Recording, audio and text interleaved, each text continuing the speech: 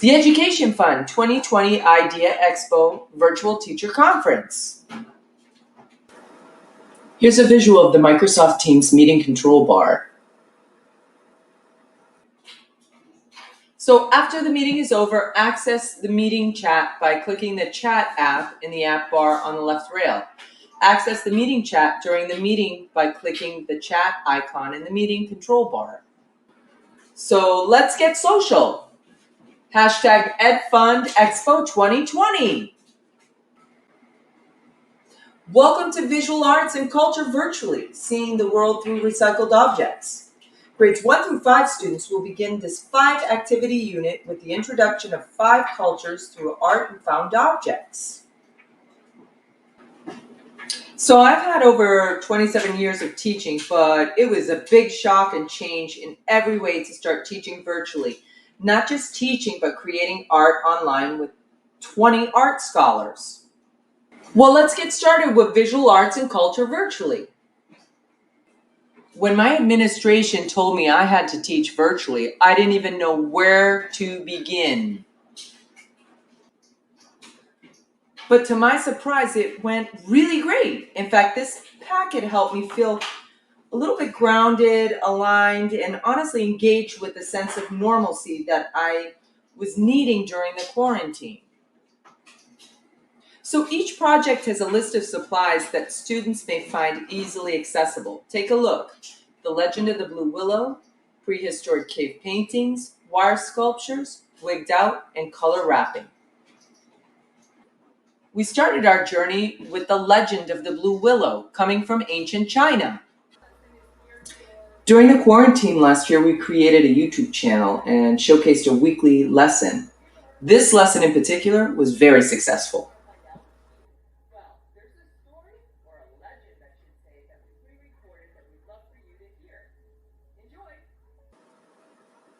In the next part of the video, I read the legend in detail, but for today's purpose, I'll just explain that it's a charming tale of an angry father pursuing his daughter who's eloping with a commoner. After they flee together, the young couple are transformed into 2 beautiful white doves. Students would send me their final works, so we created an art scholar showcase, and this showcased some of the work that they would send me and some of their process. They'd even show me some videos, which were really cool.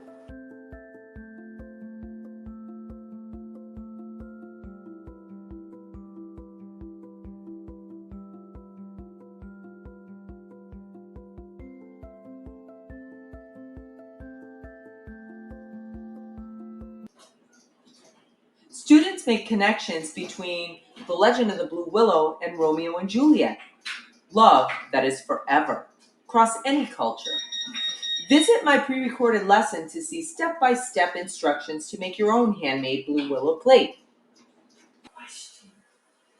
Here's the link to my pre-recorded lesson, but here's also another link that's really cool because it's an animated version of the Blue Willow legend.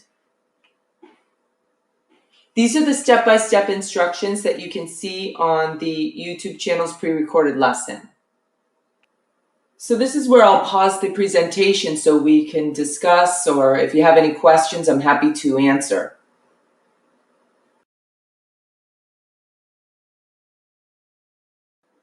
So our second project was prehistoric cave painting, and the kids really found power in prehistoric art.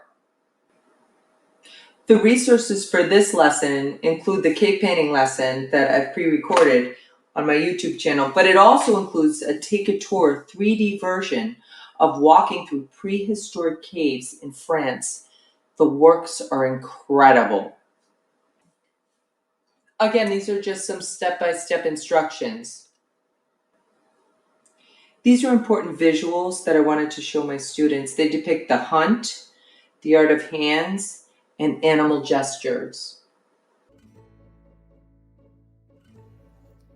Hi, art scholars. This is Mrs. Alfaro.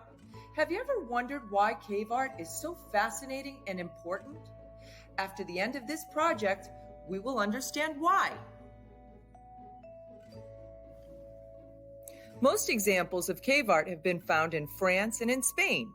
but a few are also known in Portugal, England, Italy, Romania, Germany, Russia, and Indonesia. Your students could modify the materials on the supply list.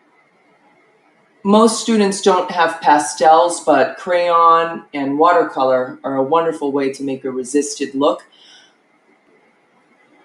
I thought this was a really clever idea for young children, where you make a cardboard box become the cave. So this is where I'm going to pause the video again. You have any questions, comments? Let's talk. During our first weeks of school, we offered a very small art workshop for kids who were working at home virtually.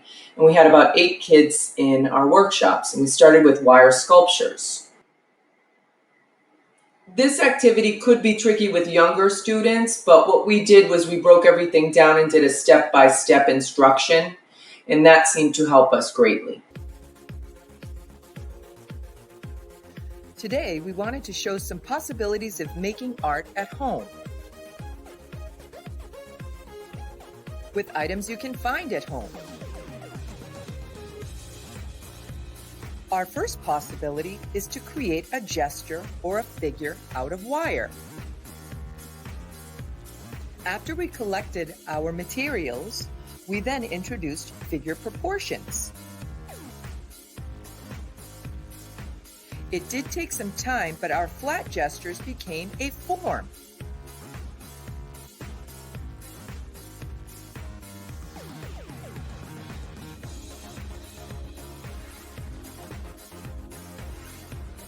Once the gesture was completed, we had an adult glue it onto the base, which is the cardboard. The possibilities are endless with wire. I wanted to mention with this activity, we had 2 art teachers, myself and Miss Paula, our fantastic high school art teacher, that we both collaborated together. It made it a lot easier to reach all the students in the class. Questions, comments? Let's talk. So now let's move on to wigged out. Well, this was one of my favorite activities. We discovered how human civilization had a wonder for wigs since antiquity. Let's view the video that we created together. To the wonderful world of Wigging Out Art Workshop with Mrs. Alfaro and Miss Paula. Throughout ancient civilization, many cultures adopted the wig into everyday fashion. Wigs were a really great way to improve personal appearance and disguise hair loss. And it was also a great way to control the really, really nasty head lice problem back in the day. There are many resources on the internet, and I found some really fantastic visuals and ideas for even curling parts of the wig using paper and found objects. Really, for this assignment, it's very easy. You're just going to have all your paper cut into thin strips. You're going to need a paper plate and some glue, and the kids can do most of it themselves. We gave them some reproductions to look at. As you can see, there's no fooling around. We're very serious about our wig making business.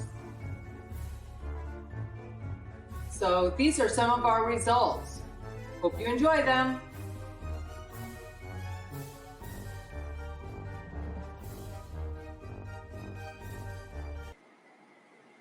This is where we'll pause for questions and comments about this assignment. Let's talk.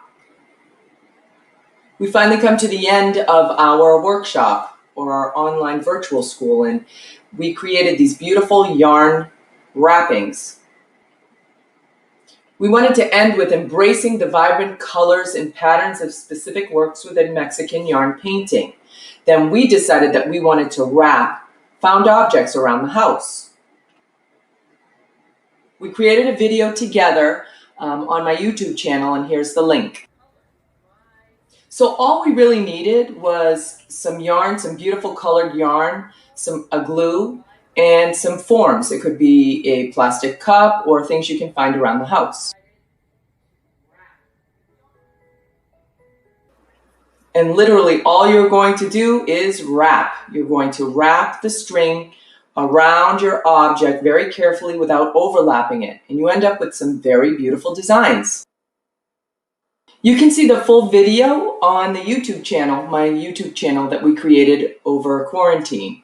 But if you have any questions, comments, let's talk. Thank you so much for attending my workshop. I appreciate your patience, and I hope you have a wonderful rest of the day. Enjoy the expo.